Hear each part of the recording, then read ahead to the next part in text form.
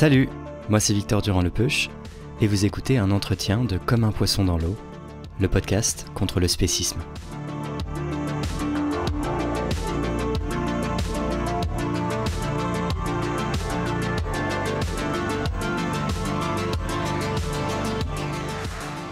Aujourd'hui, on se pose la question, qui est à mon avis la plus débattue quand on parle de spécisme, peut-on justifier moralement de manger des animaux ?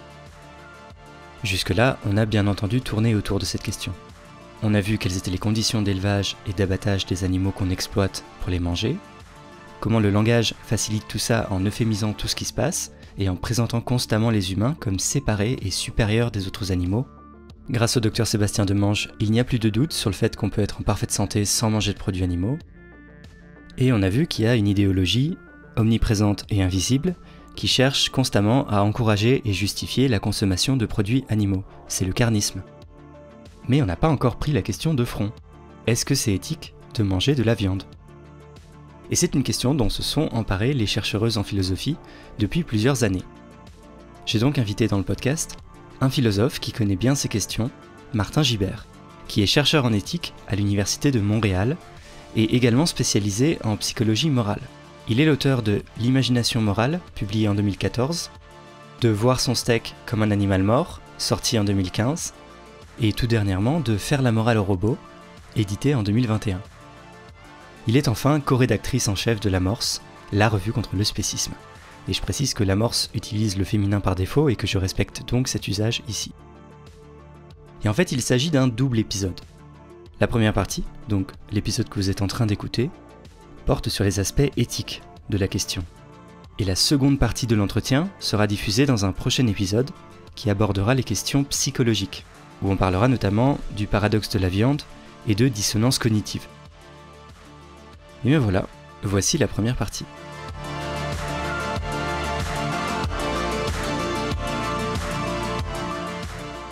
Bonjour Martin Gibert. Bonjour. Alors en philosophie, comme dans toutes les disciplines, et peut-être même un peu plus que dans d'autres, il y a des débats très précis et des échanges d'arguments assez élaborés, mais ça n'empêche pas a priori l'existence de consensus sur certaines questions, une fois qu'elles ont été explorées suffisamment. Alors pour commencer, je voulais vous demander ce qu'il en est pour la question d'élever des animaux pour les manger. Est-ce qu'il y a un consensus en éthique pour dire que c'est mal ou que c'est pas justifiable moralement ? Alors, il y a un consensus pour dire que c'est pas justifiable si on est dans une situation où on pourrait ne pas les manger. Il y a un consensus pour dire que on ne devrait pas commettre de tort à des entités sentientes, en fait, humaines ou non humaines, sans nécessité. Donc là, oui, je pense que tous les gens qui travaillent en éthique animale s'accordent là-dessus. D'accord. Et là, c'est intéressant, vous dites en éthique animale. Ça veut dire que c'est un consensus des gens qui ont choisi de s'intéresser à cette question-là, mais est-ce que ce consensus est partagé plus largement par les philosophes ? Alors, les philosophes comme individus, comme personnes, ils sont pas nécessairement différents des autres humains. Donc, il y a plein de philosophes qui consomment des produits animaux, puisque c'est le sujet du podcast. Par contre, si on regarde les théories morales, puis c'est un peu ce que j'ai essayé de faire dans le premier chapitre de mon livre Voir son steak comme un animal mort. Là, il y a vraiment une convergence sur ce consensus, c'est-à-dire qu'aussi bien que on regarde les prémices selon une théorie qui s'appelle l'éthique de la vertu, selon une autre théorie qui s'appelle le déontologisme ou selon le conséquentialisme, on arrive. Alors peut-être que vous pouvez nous expliquer rapidement justement, il y a trois grands types de théories qu'on utilise en éthique ou en philosophie morale. Ouais. Et je pense que tout le monde ne connaîtra pas, voire peu de gens connaîtront en fait ces trois approches. Moi, pour expliquer ce que j'aime bien faire quand je donne un cours d'introduction à l'éthique, c'est partir de la définition de c'est quoi l'éthique, et puis de façon simple, on peut dire que c'est répondre à la question quelle est la bonne chose à faire. Et ça, on peut y répondre selon plusieurs perspectives. Donc, il y a une perspective qui va s'intéresser essentiellement à la personne qui agit, ce qu'on appelle l'agent moral. Puis ça, c'est l'éthique de la vertu. Et en gros, ça, ce que dit l'éthique de la vertu, c'est la bonne chose à faire, c'est ce que ferait une bonne personne, c'est ce que ferait une personne vertueuse. Donc là, on peut se demander, dans le livre, je fais une expérience de pensée où je dis, ok, imaginons qu'on ait le choix entre un cheeseburger et puis un veggie burger. Et qu'est-ce qu'une personne... Alors, la question pour l'éthique de la vertu, c'est qu'est-ce que une personne vertueuse choisirait. Et là, on peut supposer que si la personne est bien informée, si elle connaît la provenance de la viande d'animaux, là, si elle n'est pas purement dans l'ignorance, il y a des bonnes chances qu'elle privilégierait le veggie burger au cheeseburger.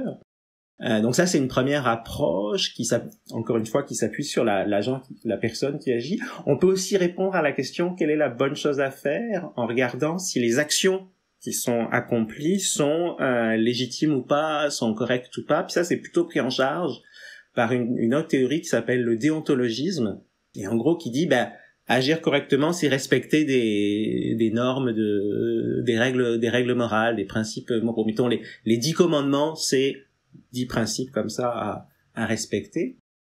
Et alors dans le cadre de l'éthique animale, ça va donner des auteurs qui considèrent en gros qu'il y a les animaux ont des droits fondamentaux. Souvent le déontologisme va être connecté à une théorie des droits. Parce qu'un droit, c'est quoi? C'est quelque chose qui te dit, il y a certaines actions qui sont obligatoires, d'autres qui sont permises, d'autres qui sont interdites.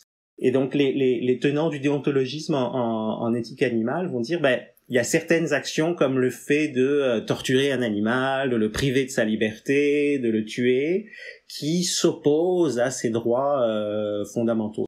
Des penseurs dans ce courant-là, on peut citer le nom de Tom Regan, qui a écrit Le droit des animaux. On peut citer le nom de Gary Francione. Voilà, Gary Francione, c'est un bon exemple d'approche déontologiste où il va dire il y a une règle, en fait, il y a une règle fondamentale dans nos actions par rapport aux animaux qu'on devrait respecter, c'est de ne pas en faire des propriétés privées, qu'on puisse pas les accaparer, les acheter et les vendre. Et effectivement, ça va à l'encontre du droit fondamental des animaux à pas être des marchandises. Et la discussion qu'on avait eue avec Valérie Giroux sur les droits, les 3 types de droits qu'elle distinguait, j'imagine que ça s'intégrait parfaitement là-dedans dans ce... Voilà. Valérie Giroux, on peut la ranger dans le camp des déontologistes abolitionnistes. Et il y a une troisième approche qui est conséquentialiste. Donc cette fois-ci, encore, il s'agit pas de se demander, pour répondre à la question quelle est la bonne chose à faire, qu'est-ce que ferait une bonne personne, comme avec l'éthique de la vertu, ni est-ce qu'il y a des actions qui sont moralement correctes ou non, mais quelles sont les conséquences de nos actions. Donc conséquentialisme s'intéresse aux conséquences de nos actions. Souvent en éthique animale, on va utiliser une version du conséquentialisme qui s'appelle l'utilitarisme, qui dit pour mesurer les conséquences de nos actions, faut voir celles qui produisent le plus de plaisir et le moins de déplaisir. Alors, historiquement, cette approche, elle a beaucoup été développée par un philosophe anglais, Jeremy Bentham, et qui, donc c'est un modèle général, hein, ça, c'est pas juste pour les animaux. Quand on se demande quelle est la bonne chose à faire pour l'utilitarisme, on compare les options, puis on va prendre celle qui a le meilleur, qui produit le plus de bien-être. Mais l'originalité de Bentham, c'était d'avoir bien vu que nos actions, elles causent pas simplement du bien-être ou du mal-être sur d'autres êtres humains, mais aussi sur des animaux non humains qui sont capables de ressentir du plaisir ou de la douleur. Donc Bentham intégrait les animaux dans le calcul conséquentialiste. Et là, dans le calcul conséquentialiste, ce qu'il faut voir, c'est, si on reprend l'exemple du choix entre le burger, le cheeseburger de viande et puis le veggie burger, quelles sont les conséquences de choisir l'un ou l'autre. Et voilà, si on prend en compte la souffrance du veau, de la vache qui a fourni le veggie burger, il semble assez évident que il vaudrait mieux prendre le veggie burger. Et d'ailleurs, cette perspective utilitariste est souvent la plus connue quand on parle d'éthique animale, simplement parce qu'elle a été, les intuitions de Bentham ont été reprises et développées par le philosophe Peter Singer, qui est probablement le philosophe le plus connu qui a lancé tout un champ disciplinaire sur l'éthique animale et qui a, en publiant son livre en 1975, La libération animale. Et donc souvent, quand on pense éthique animale, on pense tout de suite utilitarisme, alors que vous l'avez dit, en fait, il y a plusieurs approches. Et ce qui est intéressant, c'est que vous dites dans votre livre, les 3 approches, en fait, convergent quant à leur conclusion. Oui, on peut penser qu'une personne vertueuse qui est au courant de la souffrance des animaux va pas vouloir manger de produits animaux. les disciples de Francione ou de Tom Regan. Il y a aussi dans les déontologistes contemporains, là il y aurait aussi Kimika et Donaldson qui ont écrit le livre Zoopolis. Bon, eux vont avoir des raisons de pas consommer d'animaux pour respecter les droits fondamentaux des animaux. Et puis les utilitaristes à la Peter Singer vont aussi avoir de bonnes raisons de pas consommer de produits animaux pour minimiser la souffrance globale. Donc il y a ça peut paraître bizarre, mais c'est aussi rassurant parce que ça veut dire que on a des raisons qui proviennent de différentes théories qui convergent. Donc il y a de bonnes raisons de penser que ça renforce encore l'argument là. Alors il peut y avoir des conflits entre les approches, mais sur l'idée de base qu'on ne devrait pas faire souffrir un être sans nécessité, il y a effectivement convergence. Ça veut quand même dire qu'il n'y a pas de consensus sur la bonne approche à adopter en éthique. Du coup, on peut quand même se garder une petite réserve peut-être de est-ce que les conclusions sont vraiment robustes, même si elles convergent toutes, si on n'est pas d'accord sur les fondations. Ouais, ben alors en éthique, on n'a pas le choix. Là, il n'y a pas de... C'est pas comme en science. Vous pourriez y avoir vraiment une théorie qui fait consensus. Non, mais chacun d'entre nous, on a des intuitions assez divergentes parfois, et qui font appel à des raisons, à des arguments qu'on peut rattacher à l'une ou l'autre des trois familles de théories morales. Mais ça n'empêche pas qu'on peut penser qu'il y a une vérité morale. En fait, on peut un peu imaginer que les théories morales sont des façons de s'approcher de la vérité morale. Il y a le philosophe Derek Parfit qui disait on peut un peu imaginer une montagne et on peut gravir, donc cette montagne ce serait la vérité morale, quelle est la bonne chose à faire, mais cette montagne elle peut être gravie par différentes voies, et les théories morales sont ces voies qui nous permettent d'approcher la bonne réponse finalement à la question quelle est la bonne chose à faire. J'ai voulu reparler avec Martin Gibert d'un principe éthique important. C'est le principe d'égale considération des intérêts, dont on avait parlé dans le premier épisode avec Valérie Giroux. Il dit simplement qu'il faut également prendre en compte les intérêts des individus, indépendamment par exemple de leur sexe, leur genre, leur couleur de peau ou encore leur espèce. Mais c'est un principe qui peut avoir l'air un peu abstrait quand on l'entend pour la première fois. Donc je me suis dit que ça ne ferait pas de mal d'y revenir.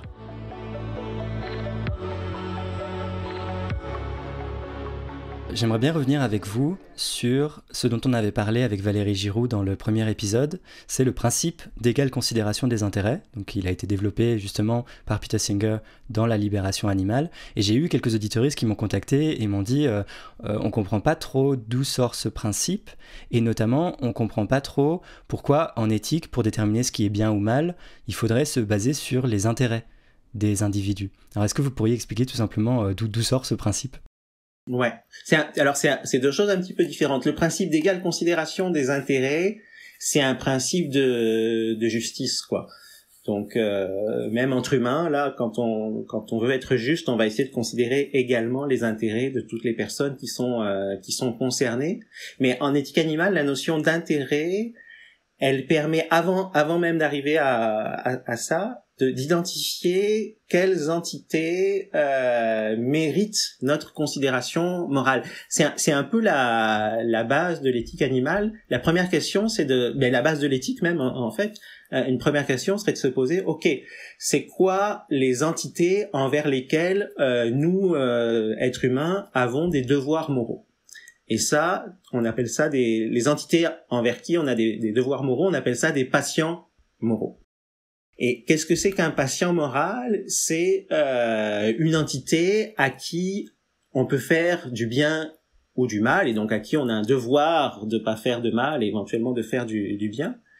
Qui sont les entités à qui on peut faire du bien ou du mal? Et c'est là que la notion d'intérêt entre en jeu, parce que ce que répondent les sentientistes, les philosophes qui considèrent que la sentience devrait fonder la moralité, c'est que seuls les êtres sentients ont un intérêt à ne pas souffrir. Seuls des êtres sentients peuvent être des patients moraux. On peut faire du bien ou du mal qu'à des êtres sentients. Donc la notion d'intérêt, elle est pas arbitraire, elle semble étroitement corrélée à l'idée qu'on puisse faire du bien ou du mal. Faire du bien, c'est aller du côté des intérêts d'un individu. Faire du mal, c'est aller à l'encontre de ses intérêts. Après, en même temps, je comprends qu'il y ait des auditeuristes qui se posent cette question, parce que c'est un peu le socle, un des axiomes de l'éthique animale, mais pas simplement de l'éthique animale, là, de tout.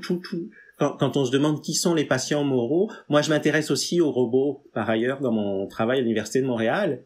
Et quand on se pose la question, est-ce que les robots devraient être considérés comme des patients moraux, c'est un peu la même question. Est-ce que les robots peuvent ressentir est-ce qu'on peut faire du bien ou du mal à des robots?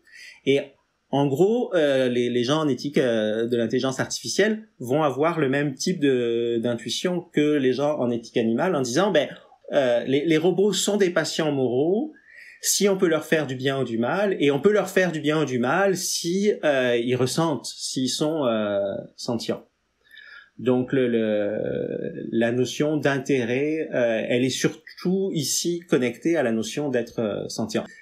Bon, c'est de la philo, ça peut être challengé, hein. Il peut y avoir des auteurs qui vont dire, ah non, peut-être que on devrait pas limiter le cercle de la moralité au cercle des entités sentientes. Par exemple, récemment, je lisais un livre de David Chalmers, un philosophe américain. Le livre s'appelle Reality Plus. Et lui, il est d'accord avec le sentientisme, mais il voudrait l'élargir, effectivement, exactement, l'élargir un peu plus, y compris aux êtres qui seraient conscients sans être sentients. C'est-à-dire, alors là, c'est une différence un peu subtile de philosophe, là, mais on est parti. Sentient, c'est qui ressent des choses, mais qui ressent des choses comme du plaisir, de la douleur ou des émotions, mais de façon positive ou négative, on dirait techniquement avec une valence. D'accord. Donc on est sentient, on va dire qu'une entité est sentiente si elle ressent des choses, mais il y a des choses qui sont valorisées positivement ou négativement. Mais peut-être qu'il y a des états de conscience qui n'ont pas ce truc-là. Imaginons, mettons, une entité qui ferait juste percevoir la couleur bleue. Puis percevoir la couleur bleue, c'est assez neutre, là. C'est ni plaisant ni déplaisant. En tout cas, c'est une entité qui ferait que ça. Et là, la question que peuvent se poser les philosophes, c'est ok, est-ce qu'on devrait tenir compte de cet intérêt qui serait celui d'une entité consciente, mais non sentiente? Puis là, on peut discuter. Alors pour les animaux, ça n'a pas de sens, parce que les animaux qui sont conscients de la couleur bleue, en général, ils sont aussi sentients et puis ils éprouvent plein de choses. Mais on peut imaginer des intelligences artificielles qui seraient conscientes de la couleur bleue, mais qui seraient pas sentientes à proprement parler.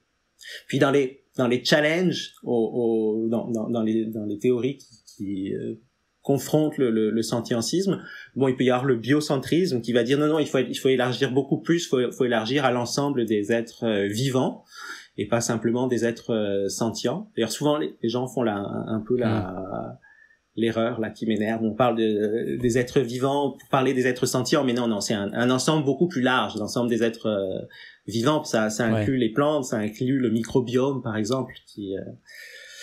Voilà. Puis on peut challenger d'un autre côté le sentientisme, puis c'est en gros ce que fait le spécisme en disant non, les patients moraux, c'est pas l'ensemble des êtres sentients, c'est une partie d'entre eux, à savoir les êtres humains, quoi. Donc le spécisme ou le suprémacisme humain conteste aussi le sentientisme. Pour prolonger ce que vous dites, ce que fait Singer en présentant et en défendant le principe d'égalité de considération des intérêts, c'est il prend ce qu'on prenait pour considérer les patients moraux chez les humains, et donc regarder leurs intérêts en fait, est-ce qu'on peut leur faire du bien ou du mal, et il dit juste, mais en fait la frontière de l'espèce est arbitraire, donc si on veut juste regarder quels sont les individus qui ont des intérêts et envers qui on a des devoirs, il faut pas se restreindre aux humains et humaines, mais aller au-delà à tous les êtres qui ont des intérêts, et c'est de là que découle ce principe, c'est ça?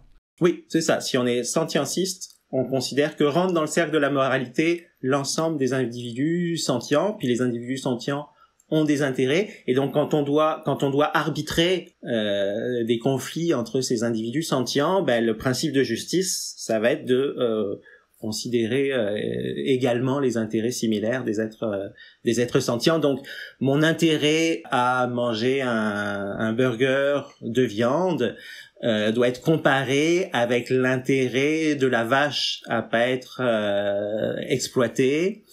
Et là, normalement, un calcul utilitariste fait dire que l'intérêt de la vache est plus fort que mon plaisir gustatif. Il y a quand même quelque chose d'intéressant, je crois, c'est que bien que Peter Singer soit utilitariste, en fait, ce principe-là, il présuppose pas du tout une grille d'analyse ou une théorie morale utilitariste, non? Il peut aussi bien s'appliquer pour un ou une déontologiste ou pour un ou une éthicienne de la vertu. Bien sûr. Oui, tout à fait. Le sentiencisme est logiquement antérieur aux théories morales. Parce que sentiencisme, c'est une théorie métaéthique en fait. Les théories morales, c'est des théories qui nous disent quelle est la bonne chose à faire. Donc il y a des raisons qu'on peut rapprocher à l'éthique de la vertu pour il faut faire ceci parce que ça serait généreux ou bienveillant. Il y a des raisons qu'on peut rattacher au déontologisme. Il faut faire ceci parce que il faut respecter le principe de les animaux ne sont pas des marchandises. Ou même chose, pour le conséquentialisme, il faut faire ceci pour maximiser le bien-être. Mais ça, ce sont des théories de comment agir, quelles sont les bonnes raisons morales. Mais antérieurement à ça, sur un autre plan qu'on appelle métaéthique, il y a la question de savoir qui sont les entités envers qui on peut avoir des devoirs moraux.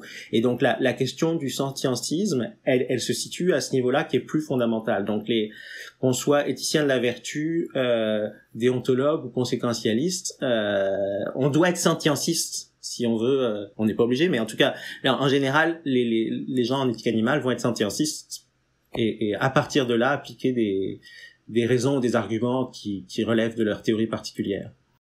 D'accord, j'espère que ça aura éclairé ces points-là par rapport à ce qu'avait déjà dit Valérie Giraud.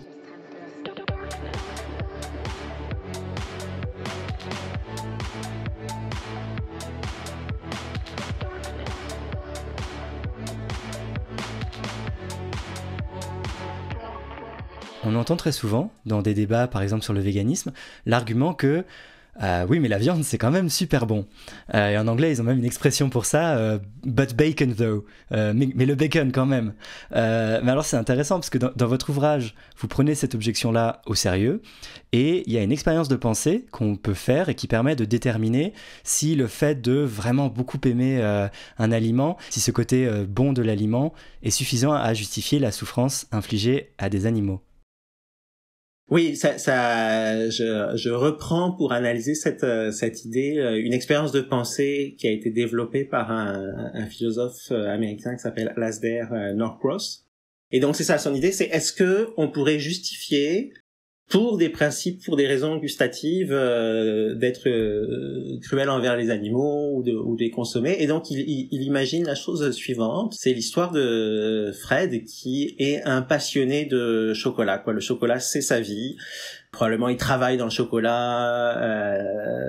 Ça fait partie de son épanouissement personnel. Puis le pauvre a un accident et il perd l'hormone. Peu importe que ce soit biologiquement correct là, mais il perd l'hormone, la glande qui sécrète l'hormone qui lui permet de goûter le chocolat. Et donc sa vie a plus de sang après son accident. Mais un médecin lui explique que un vétérinaire par hasard a découvert que des chiots qui étaient torturés sécrétaient l'hormone qui manque à Fred. Et donc là, Fred décide d'élever des chiots dans sa cave 36 dans l'expérience de pensée, puis tous les jours il va les torturer et récupérer la précieuse hormone pour goûter le chocolat. Et donc là voilà, Alasdair Norcross dit imaginons que les voisins découvrent ça, puis il y a un procès, est-ce que Fred pourrait se défendre devant le jury de son procès, et qu'est-ce qu'en penserait le jury? Et quand bien même Fred effectivement fait pas ça par cruauté, il a rien contre les chiots, là c'est parce que il veut goûter le chocolat et que c'est très très précieux pour lui. Donc cette explication là a un certain fait un certain sens, mais quand bien même cette explication là fait un certain sens, on continuerait à trouver que Fred c'est inacceptable, que tant pis tant pis pour le goût du chocolat, ça ne justifie pas de torturer des chiots. Et donc ouais, c'est ce que j'appelle l'objection du foodies, là, quelqu'un qui dirait non mais moi c'est tellement important pour moi que ça passe, tant pis pour la souffrance. Ben, avec cette expérience de pensée, on voit que c'est pas le genre de raisonnement qui marche. La seule chose que Fred pourrait justifier, pourrait dire, c'est je suis égoïste, quoi. J'ignore, compte simplement mon plaisir gustatif, mais là il sort, c'est plus un raisonnement moral, quoi. C'est simplement, il assume son égoïsme. Mais ça paraît très très difficile de justifier, de consommer, de faire des souffrances sans nécessité envers des patients moraux pour le plaisir gustatif. Ouais. C'est vrai qu'en fait, on compare pas la vie d'un être humain et la vie d'un animal non humain. En fait, ce qu'on compare, c'est des souffrances infligées à un animal autre qu'humain d'un côté et juste un bon repas en face. C'est ça. C'est ça, en fait. C'est des ou juste expériences. une préférence, ou une habitude, ou une envie de chocolat. Enfin, c'est des choses assez triviales par rapport à la souffrance qui est imposée. Ouais. Oui, ça c'est quand même... Moi, c'est une des premières choses qui m'a frappé là quand j'ai commencé à comprendre ces enjeux, c'est la disproportion entre les raisons qu'on se donne d'un côté de pas changer nos habitudes et puis la réalité de l'oppression et de la souffrance animale. Darkness. Concrètement, ce que cela implique, c'est qu'il n'y a même pas besoin de penser que la vie ou la souffrance d'un animal autre qu'humain a la même valeur morale que celle d'un humain. Justement parce qu'il y a une telle disproportion entre la souffrance infligée d'un côté par l'élevage et l'abattage, et de l'autre, le plaisir ajouté d'un steak de chair animale comparé au plaisir qu'on peut trouver dans un steak végétal. Donc même à supposer que tous les steaks végétaux seraient vraiment moins bons que les steaks de chair animale, ces derniers causent infiniment plus de souffrance, pour une différence de plaisir gustatif vraiment insignifiante à côté. Ainsi, il suffit de penser que les animaux autres qu'humains comptent au moins un tout petit peu pour que la souffrance que les humains leur causent pour pouvoir les manger ne soit déjà pas justifiable. En gros, même pas besoin d'être antispéciste pour penser qu'il y a un sérieux problème avec l'élevage quand celui-ci implique de grandes souffrances. Mais alors qu'en serait-il d'un élevage sans souffrance, si cela est possible ? Just out of reach, with no second to spare. Mais alors, est-ce qu'il n'y aurait quand même pas une façon de peut-être manger de la viande qui soit quand même éthique ? Si on consomme par exemple que les animaux qui seraient traités et tués humainement, par exemple, on entend parfois ça. Alors là, c'est un peu... là, il commence à y avoir des divergences éventuellement entre les philosophes et les gens en éthique animale. Mais ce qui est clair, c'est qu'il y a des degrés dans ce qui est moralement acceptable, dans ce qui est moralement horrible. Et évidemment, il y a des élevages qui sont moins violents pour les animaux. Donc du point de vue, alors voilà, là où il y a divergence, c'est que pour l'utilitariste, pour le conséquentialiste, ouais, ça fait une vraie différence. Il y a moins de souffrance dans un élevage que dans un autre. Pour un éthicien de la vertu, probablement aussi que ça ferait une différence. Pour un déontologue ou une déontologue, on enfreint dans les deux cas les droits fondamentaux des animaux, que ce soit dans l'élevage gentil ou dans l'élevage moins gentil. En particulier parce que les animaux sont envoyés à l'abattoir sans évidemment leur consentement et bien avant l'âge de leur mort naturelle. Donc les objections qu'on peut faire à l'élevage, il y en a beaucoup, mais mettons les objections philosophiques de base qu'on peut faire à l'élevage humain. Donc si on est déontologue, c'est fini là. On ne respecte pas les droits des animaux à leur intégrité physique en les envoyant à l'abattoir, quand bien même ils auraient une vie extraordinaire avant ça. Si on est conséquentialiste, on va un peu plus regarder la réalité de la souffrance. C'est ça. Si les animaux ont une vie agréable, disons que pour un conséquentialiste, il y a toujours l'idée que quand même, quand bien même ils auraient une bonne vie, on les prive en les tuant prématurément. On les prive de la vie qu'ils auraient pu avoir.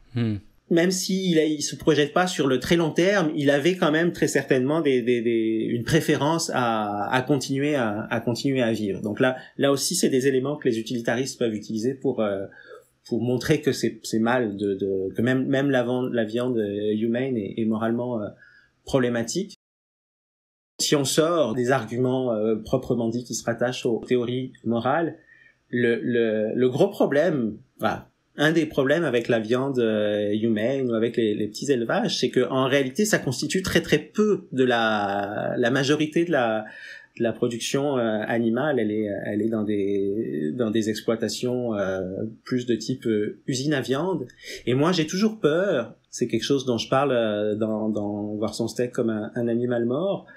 J'ai toujours un peu peur que la simple possibilité qu'il y ait de la viande un peu moins pire, ou même beaucoup moins pire, peu importe, empêche le rejet de la viande industrielle. C'est comme si la simple possibilité de la viande humaine et bio avait une influence sur l'acceptabilité générale de la viande, et auquel cas ça fait du mal, parce que ça continue à normaliser la consommation de viande, y compris de la viande industrielle. Donc c'est là où moi je suis surtout fâché après la viande bio, c'est dans cette espèce d'effet psychologique qu'elle peut induire sur la représentation de la consommation de viande. Et puis voilà, les gens je dis les gens, mais moi aussi j'ai été comme ça là, où t'achètes un poulet bio d'un paysan que tu connais, et tu te sens pas mal de manger ça, mais c'est comme si ça t'autorisait, puis tu le fais une fois par mois, mais c'est comme du coup si le reste du temps ça t'autorisait à continuer de manger de la viande sans aucune ah oui, psychologiquement ça fait qu'on fait plus du tout attention au reste en fait, parce que une fois on a fait attention que ce soit bien élevé et tué humainement. On parle d'effet rebond parfois pour expliquer ça. Ah, alors est-ce que vous pouvez expliquer ce que c'est l'effet rebond? C'est ça, c'est quand on fait quelque chose de un peu bien, et que du coup on se sent autorisé à faire pire par un exemple en éthique environnementale, quand les gens passent à une essence moins polluante, ou peut-être à la voiture électrique, du coup ils vont beaucoup plus consommer, et la facture énergétique au final peut être pire quand les gens passent à une essence moins polluante, parce que il y aura eu cet effet rebond. Donc ça fait partie des choses à considérer quand on propose des règles d'action là, ce qui est pas un effet rebond, ou en tout cas pour les conséquentialistes c'est vraiment important de tenir compte de l'effet rebond.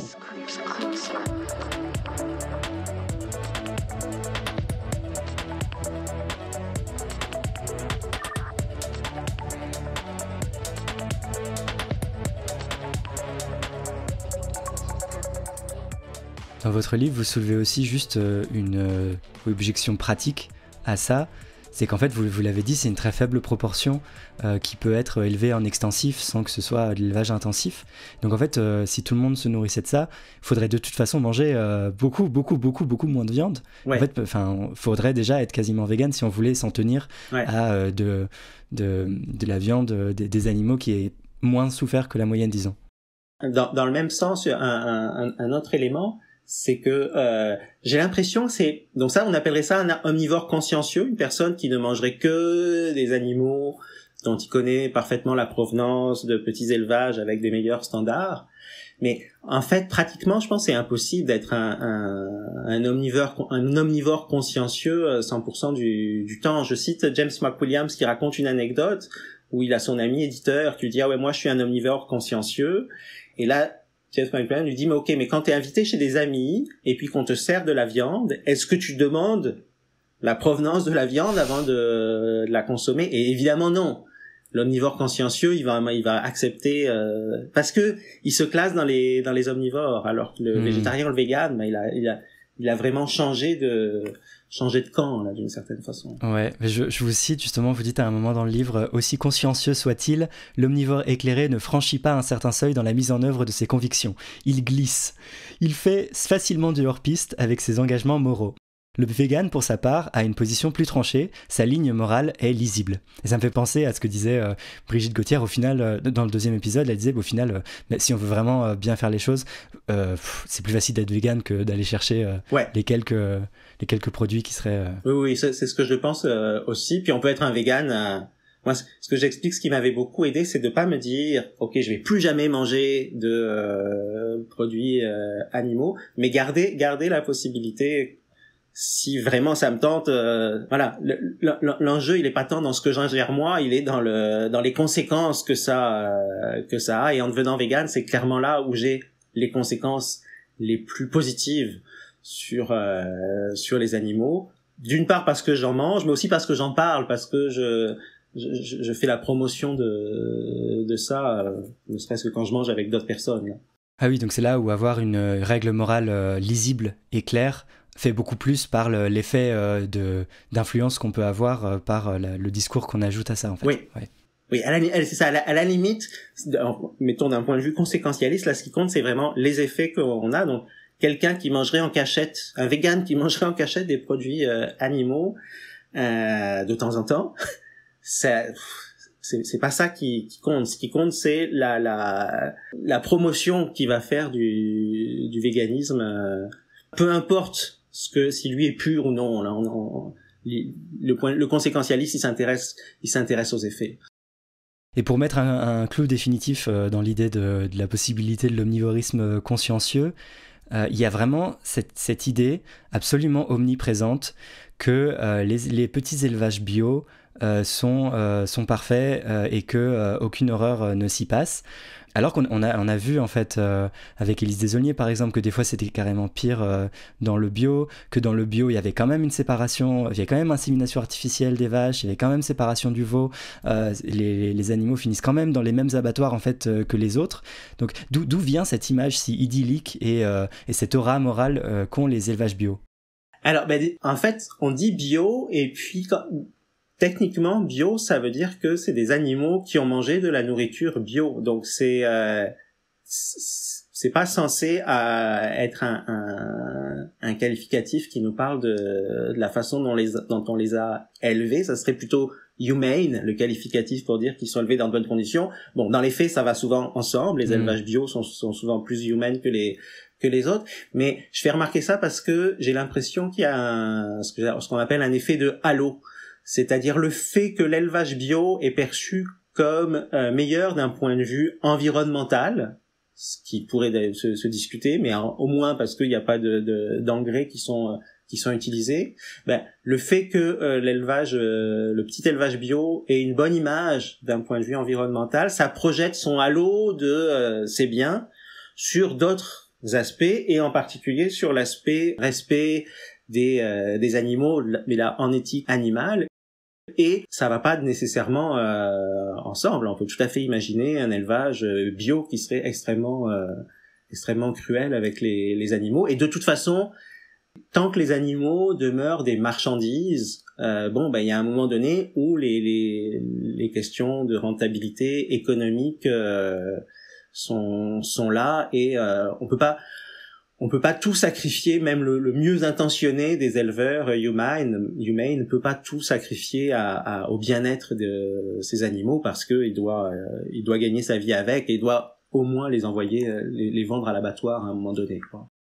Mais après, je pense que les petits élevages sont attrayants parce qu'ils nous aident. En tout cas, ils aident les personnes qui veulent continuer à manger de la viande à se faire une bonne image, à être l'arbre un peu qui cache la forêt. Donc ça, c'est pour ça que ça vient très souvent dans le discours des gens. Ils servent de caution en fait, ouais. À toute la consommation de produits animaux. C'est comme regarde, puisqu'il est possible de manger des choses moins pires, un peu comme je disais tantôt. Là, du coup, ça continue d'être acceptable de manger toutes sortes de produits animaux.